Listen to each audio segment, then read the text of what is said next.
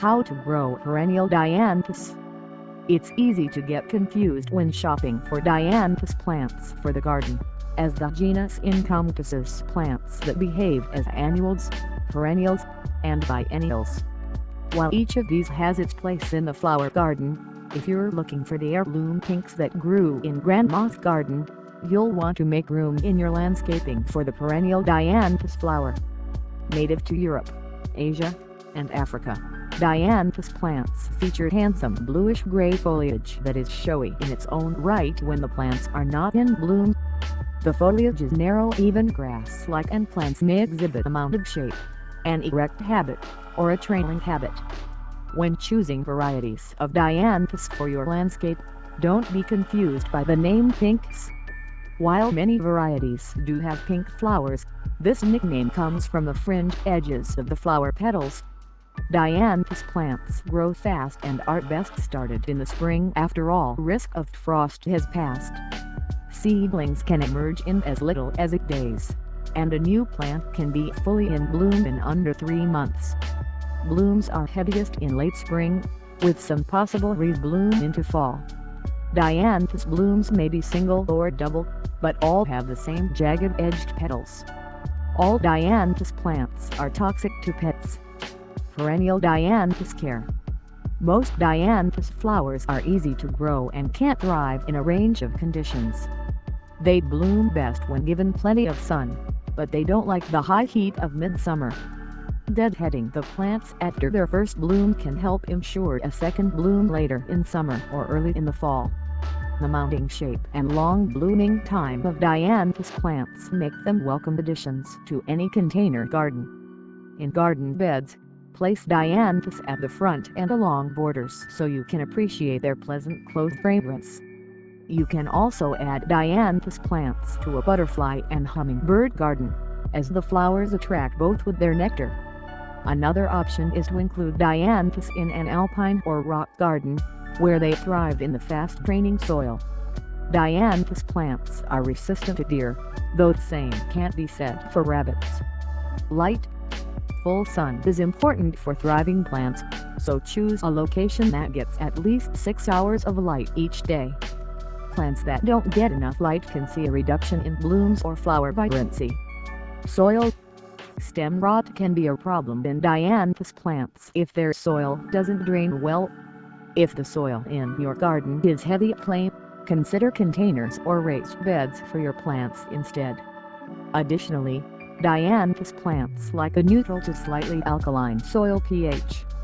If your soil pH is below 7.0, correct the acidity with an application of dolomitic limestone. Fireplace ashes can also increase soil alkalinity.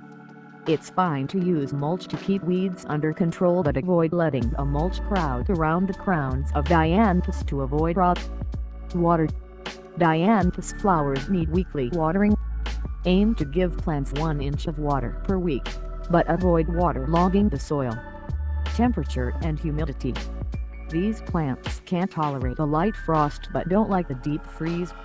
If temperatures will be dipping below 40 degrees Fahrenheit, cover plants with a frost blanket to protect them. The flowers can also go dormant in consistently hot summer temperatures above 85 degrees Fahrenheit. Fertilizer. Dianthus plants are light feeders and won't need much in the way of traditional fertilizer. A shovelful of compost worked into the soil once a year is enough to nourish the plants. Types of perennial Dianthus. There are several perennial Dianthus varieties with lovely, colorful, and fragrant flowers. Some of the most common include Deltoides Arctic Fire, the varietal that features the contrasting eye-center more commonly found in biennial varieties. Gratianopolitanus Fire, which, a hot pink varietal that has been in cultivation since 1957. First Love, the varietal that may have white and pink blossoms at the same time and often boasts repeat blooms. Reuse Rose Emit, a very fragrant heirloom varietal with lilac flowers, often used in perfumes. Pruning perennial Dianthus. Properly pruning your Dianthus plants can help increase the chance of repeat blooming and keep the plant tidy throughout the year. Flowers should be deadhead once spent, especially on varietals known for repeat blooms. throughout the year. Remove any stems or leaves that look diseased or damaged. Come fall, prune back the plant until there are only 1 to 2 inches of stem remaining above the soil. The plant will go dormant for the season and regrow the following spring. Propagating perennial Dianthus. While Dianthus plants are more readily started from seed, they can also be propagated using stem cuttings, which will assure that the new plants will have the same characteristics as the mother plant. To propagate, follow these steps. Take a 2 to 3 inch cutting from an established mother plant that has bloomed for at least a full season. Cuttings should be taken in June or July after the plant has bloomed for the season. In a small pot, combine potting soil with vermiculite. The mixture should be moist but not damp or soggy. Dip the cut end of the cutting in a rooting hormone. Plant the cutting into the potting soil, ensuring that at least 1 node falls beneath the soil line. Place the pot in a warm, sunny location. Keep the soil moist. The cutting should take root within a month or so. Once you spot new leaf growth, you can transplant the cutting and care for it as normal.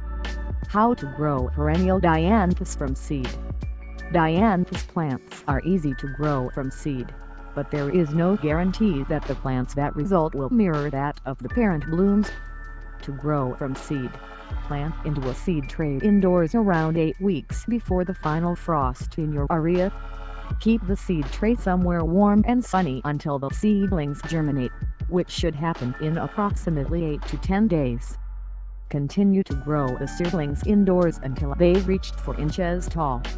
They can be then planted outdoors once all risk of frost has passed. Common pests and plant diseases.